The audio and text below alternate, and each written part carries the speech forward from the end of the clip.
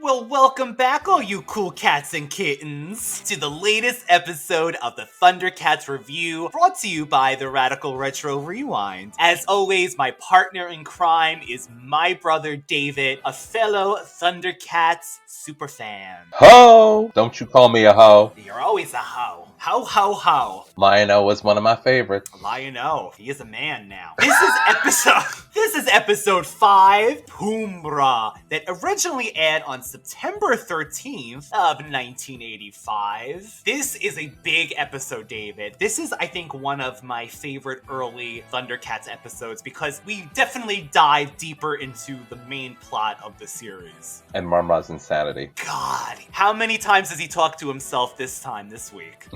He was in quarantine for 1,000 years, so. And you know what? David's right, because he mentions that a lot this episode, how long he's been around and what he's been doing. A few weeks ago, we did mention that Mumm-Ra might be a bit of a Karen, and he might have had his biggest Karen moment in this episode later on. Yeah. He takes it to the Cat's Lair, let's just say. Taking it to the streets. This episode starts with Pumm-Ra and Tigra inside the Cat's Lair. They're doing a little surveillance and scan of the surrounding area. I love, by the way, that the Cat's Lair is able to basically zoom in and see everything on Third Earth. It's the Hubble telescope. I mean, extremely. They're picking up everything. They're even seeing an active volcano, which I think... They're going by sectors. Which is good. Like They are going by sectors. And they have, like, names for everything, like the Volcano 7, blah, blah, blah. But Cheetara's out doing her morning stroll. Actually, they call it her morning jog.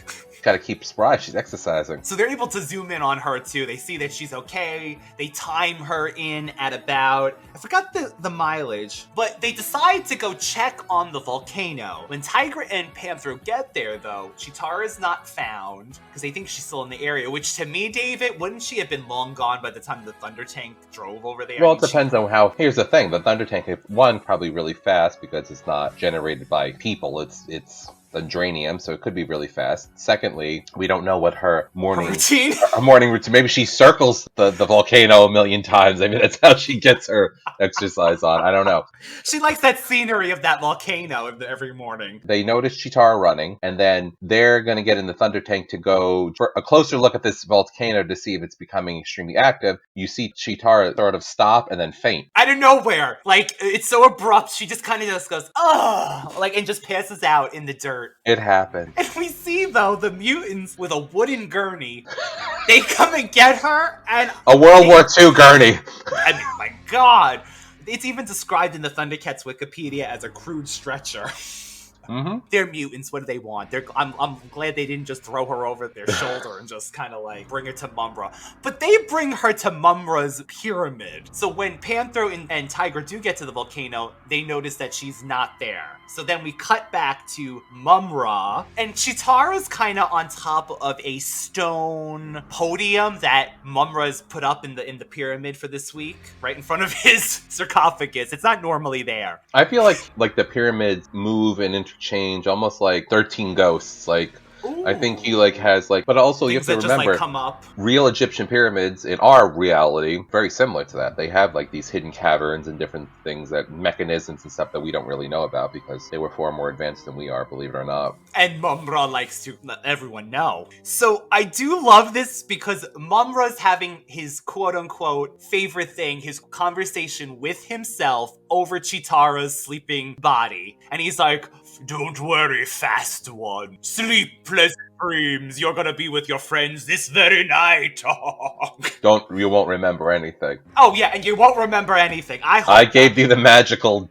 I was gonna say something horrible. I'm not good. I was gonna say something worse, but... Well, I mean, they must have put a sleep on her like Mommy Fortuna in The Last Unicorn. Well, that's the thing, is it never gets explained, but Mumm-Ra had to do some kind of magic on her while she was running. She didn't just randomly pass out because she forgot to bring her bottle of water. Yeah, she always runs out of electrolytes. The Thundercats always tell her, bring some Pedialyte. I forgot my Gatorade, my SWAT water on my run. This is when Mumm-Ra says he's going to try a form that he's never tried before. And he transformed into Mumm-Ra, but he doesn't say, David, his normal transformation words. He kind of like changes it up in this episode. He doesn't say ancient spirits of evil, he says. He just says spirits of evil instead of ancient spirits of evil. He also refers to himself as this ancient body as opposed to the usual this decayed form. He's all kinds of thrown off because Cheetara's in the lair right now in his place. He transforms into his ever-living form, but then he goes right into Pumm-Ra, the Puma of Thundera. But he says he does the whole spirits of evil, transform this ancient... This one he says, yeah, ancient body. Ancient body to Mumm-Ra, the ever-living, and then he goes from Mumm-Ra, the ever-living. Does he cross his arms? Or something? To Pumm-Ra, the Puma! Of Thundera! I was watching this with my partner Gaetano, and he said, what the hell just happened? Because Mumm-Ra's head just turns into this puma with this flying hair out of nowhere, but he's still got the mummy body. Listen, he's trying new things. Maybe next week he'll have people over the pyramid. Well, he started with Cheetara, but she's not remembering anything. Hopefully she's not allergic to black mold. No, tell me about it. He's like, I hope I put away all the phallic symbols. We don't know. We're going to offend Cheetara. Did I clean my bathroom? Okay, so back at the Cats Lair, we see that Lion-O was waiting for the Thunder Tank to come back with Tigra and Panthro, because he promised the twins he was going to take them out driving. And Panthro notes that Lion-O has taken to driving, and he says this with such a New York accent. A fish out of water, Panthro.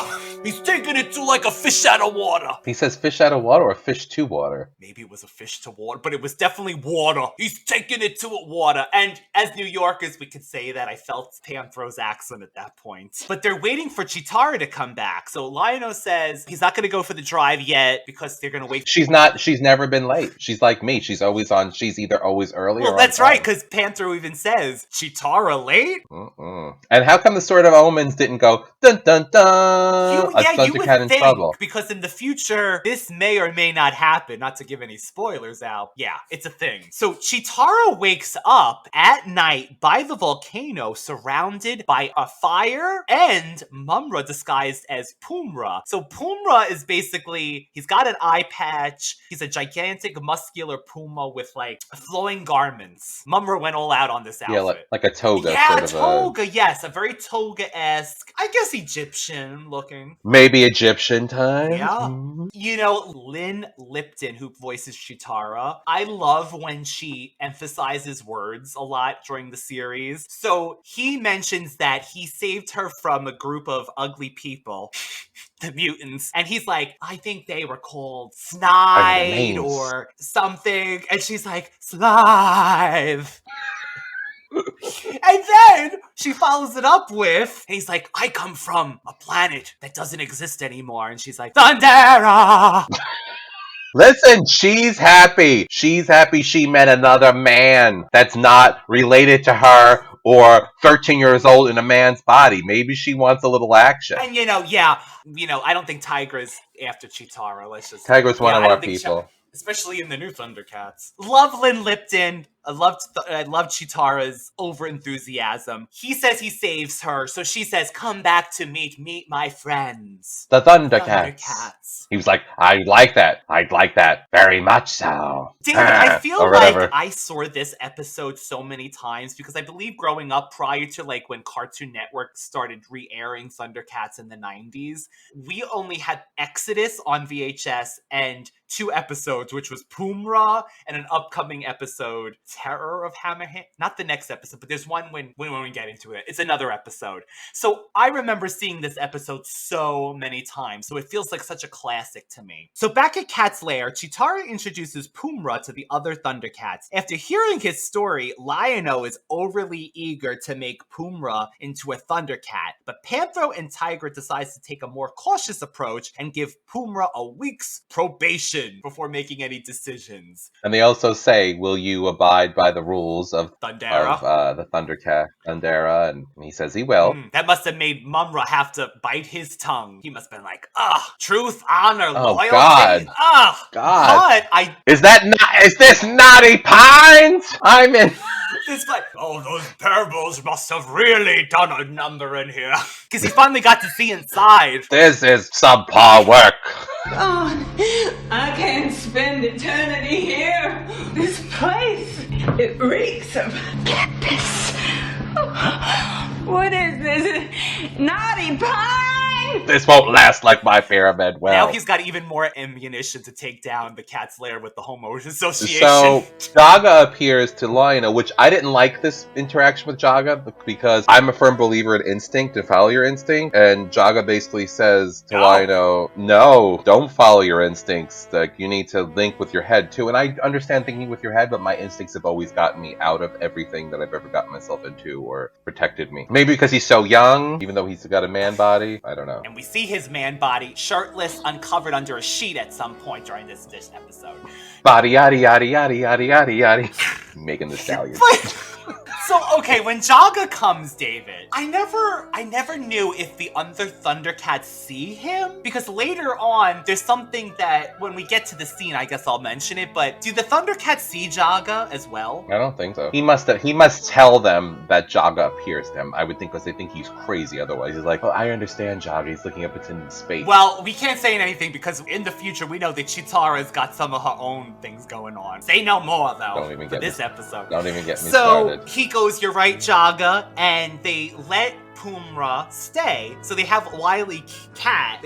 They have... Yeah, leave it, like a strange man and have the little boy take him too. He holds him by his hand, too, like, he grabs his hands, Wily Cat. Well, I guess, though, they're from, like, a... Yeah. Maybe they don't have perverts on Thundera. We could only pray. Mumm-Ra is in his guest bedroom, which looked very nice, very nicely lit. Nice accommodations, you know. It wasn't like the La Quinta that I stayed at, unfortunately, when I was moving, that I had to move to a different hotel because it was so dirty and disgusting that I was afraid to touch anything and had to wash the sheets myself for the bedding. Did the Thundercats have the smoke detector covered with plastic bags as well? In his room? No, they did not. In Pumm-Ra's room? We didn't ask if he smoked. I know. Mumm-Ra radios the mutants with this little control thing outside the window, by the way, which I don't think has a screen by any means. It looks like the window is just open. No, it's just open. Damn, that is not good building burbles. I'm sorry. Well, I don't understand. And he goes, something rude, right? Well, because the mutants are, like, telling him what to do. But he's like, this is Pumm-Ra. Like, what is the difference? I guess he's worried that someone's gonna hear him? But if they hear him talking to somebody on a radio, aren't they going to be upset whether it's Pumm-Ra or Mumm-Ra because they don't know what he's doing? I think it's almost like he has to believe he's Pumm-Ra to maintain his form. Or is it part of his whole thing that he's so twisted he like really gets that into he's a this whack role? job. Like he's like, I am Pumm-Ra. He's like, I am Joaquin Phoenix and I am playing the Joker and I will be the Joker 24 hours a day. I am Jim Carrey. I will act nuts because I am playing someone who's a nut, and I will pretend to be that character every day for the rest of my life until the filming is over. And then he even says to them, you don't have to tell me what to do. I'll be ready. So Slice, though, says to the mutants that he doesn't trust Mumm-Ra, but they'll be there when he gives the signal. Well, Mumm-Ra sunk their battleship. Yeah, he does. Plus, he must be like, this one dresses up continuously. Who will he be next? Well, you know, as Jem would say, it all depends on the mood I'm wearing. It all depends on the mood I'm in. He decides to go out. He says, they must be all asleep by now. So while the Thundercats purr, Pumm-Ra pursues. And he goes on a spree. He goes all over, basically, destroying their equipment.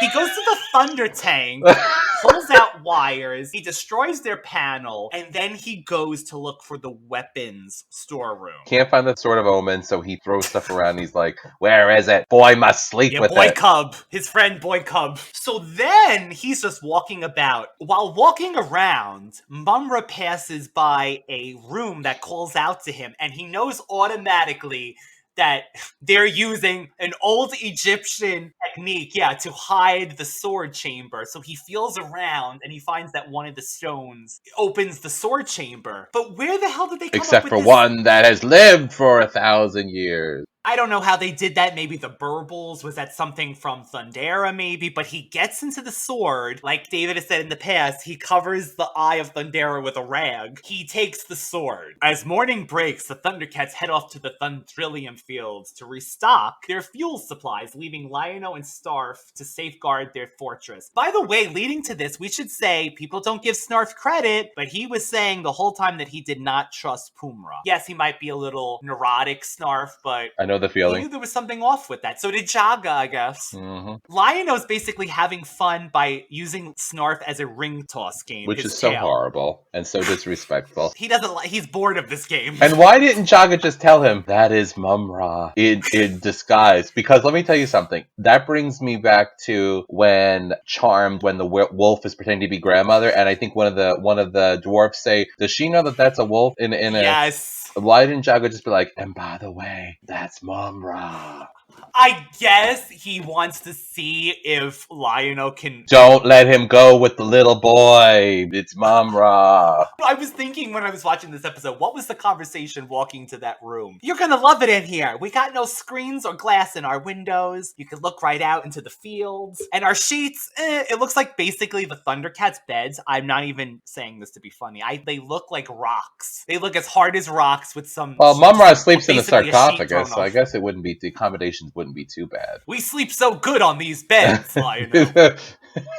These are wink beds. These are tuft and needle beds. These are Tempur-Pedic beds. So, oh my god, I wish. It's so funny. It works out for Mumm-Ra that they don't use the Thunder Tank. They decide to walk today. And so they don't notice that the Thunder Tank has been destroyed. But when Lion-O goes to see what happens with the gang outside because he's bored, he notices that control panels have been destroyed. So Snarf says, "What about the Thunder Tank?" You can call from there. So there he finds out that doesn't work. So the sword chamber. Use the sword, Lion-O, the sword. Well, he gets to the sword chamber and it is But his response there. is like, "Oh, the sword's gone too." Like, oh, I'd be like, "What happened to the sword?"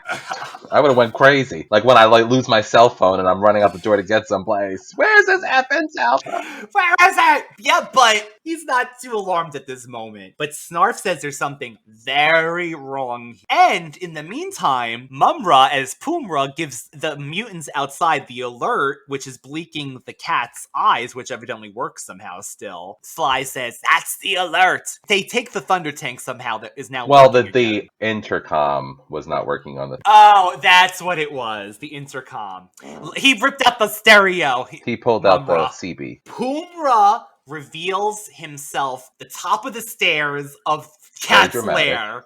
He's having his full Karen moment at this point. He's in the house. He's taking over Cats Lair. Lion-O's going off on him. "I am the Lord of the Thundercats. You're a fake Thundercat. You cannot wield the Sword of Omens." And he says, "Hold your tongue. Your tongue speaks faster than your brain can think. Hold and behold. We have met before, boy, and I remember. Thunder, Thundercats, ho." But when Mumm-Ra does it, it like sends out thunder and it destroys like trees. It's not lightning strikes right from the sky. Lightning strikes from the sky, yeah. The other Thundercats that are out on the field, minus Wily Kit and Wily Cat, that are somehow missing and never explained where they are. They're like, "It's a storm," and Chitara says, "No, it's something more," so they rush back home. Isn't Mumm-Ra right? It's true at this point. Lion-O's tongue speaks faster than his brain can think. It is true. He's always fast.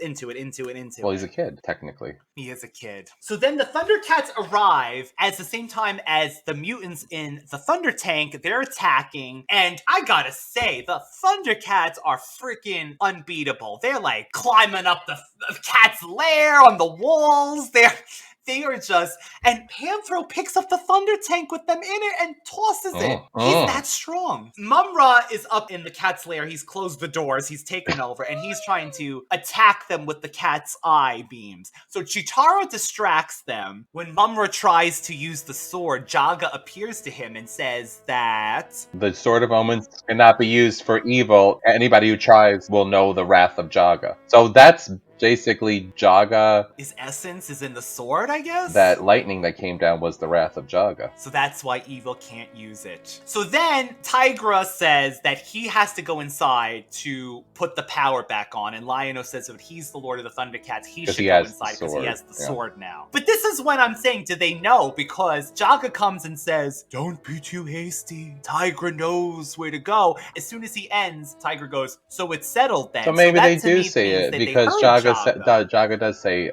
strength is not needed, ingenuity or something like that is needed. So maybe they do. I don't know, but they obviously don't think he's crazy. Sometimes they don't, I don't think, but sometimes I guess when they... Well, regardless, that's a continuity issue, I guess. Tell me why Tigra made a gigantic tube. Because it's another way to get into the Cats Lair in case something like this happens. So he slides through this, even the PJ Masks have a couple of secret doorways to get into headquarters. You don't know the PJ Masks are, do you? My kids watch it. But the PJ Masks, they're like kids that are superhero kids. And they have... their headquarters, their HQ. The HQ has different passageways to get in. The three kids, right? But this is a gigantic slide tunnel thing that he gets in, and right before Mumm-Ra puts the power back on, he gets out. So Panther's like, let's hope to God that Tigra made it. So Lion-O uses the Sword of Omens. He sees that Tigra made it. Tigra goes invisible, apprehends Pumm-Ra, and then he reveals himself. So then Lion-O uses the Sword of Omens to defeat the beam that are gonna kill Chitara, and basically blows out the eyes of the Cats Lair, like little cat eyes that blow up the lenses of the beam or whatever. Those burbles back. Those poor burbles have to go to work again. And then then they all get into the Cats Lair where Pumm-Ra is being held by an invisible tiger with his bolo whip. I'm surprised he was actually able to hold Mumm-Ra down for a moment. I mean, maybe he just wanted some one-on-one contact with another being. So they ask who he is, because he does mention that he's met them before. Who am I? Wouldn't you like to I'm the head of the HOA! Who am I? Your worst nightmare. Your worst. Suffice to say that I have lived here for thousands of years. I am not the intruder. It is you who have disturbed my rest. But I have time. What are you? Who am I? Wouldn't you like to know? Suffice to say that I have lived here for 1,000 years. I am not the intruder. It is you who have disturbed my rest.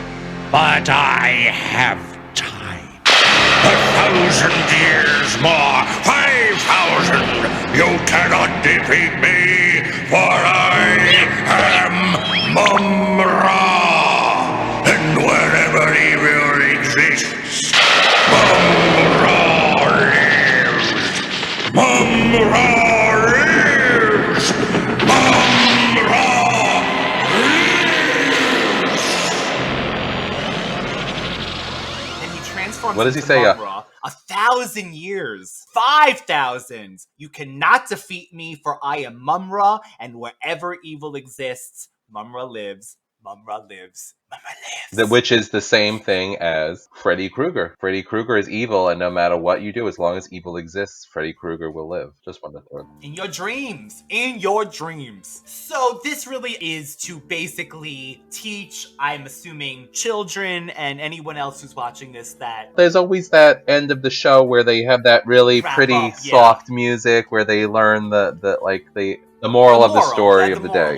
You can't just trust people right off the bat, maybe like this, and invite them into your home. Although the Thundercats are good people, they want to do the right things. He says he's from Thundera, but people are not always what they say. Maybe that's what the moral is this week. We also should note that although Lion-O is the Lord of the Thundercats, Tigra was chosen by Jaga to be the head of the Thundercats Council. He does all the meetings. He's a good choice because I guess he's very analytical about things. He's very logical about things. He's a thinker, and Lion Rhino again is a boy in a man's body that is rapidly growing up mentally, but is not there yet. He still makes rash decisions. So, what did you think of this week's episode, David? I really, truly loved it a lot. I think it's a great. I just find that the moral things with Jaga really are what make me very happy, because I feel like that's what has ultimately, like, we talk about She-Ra, we talk about He-Man and stuff like that, but I really truly believe that, I don't know, because it was almost maybe a little more adult-like the way it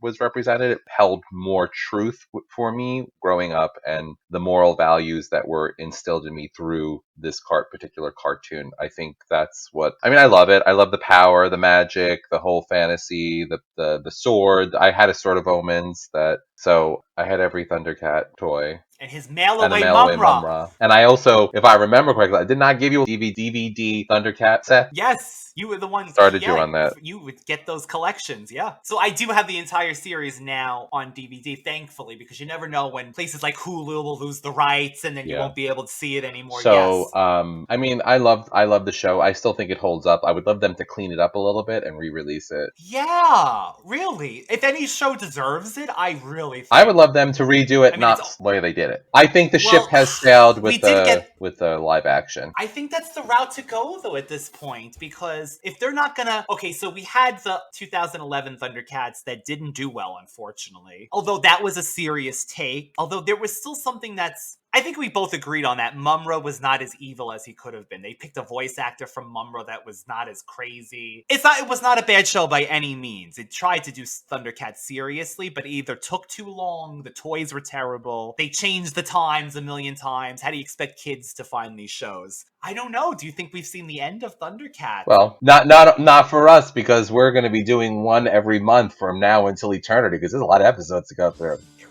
There's 2 seasons, people. 2 seasons. So that was this month's Thundercats Rewind episode. We will be back the following last Friday of next month with an all-new episode. Please keep following us on our Instagram. David can be reached at Universal Appeal 2020, all one word, and the Radical Retro Podcast, one word, on Instagram. And Thundercats, again, is currently airing for free on Hulu. A matter of fact, it's also commercial free because it's so old and they don't care. We'll see you next month. Peace out. Ho. Peace out. Peace out, you hoes.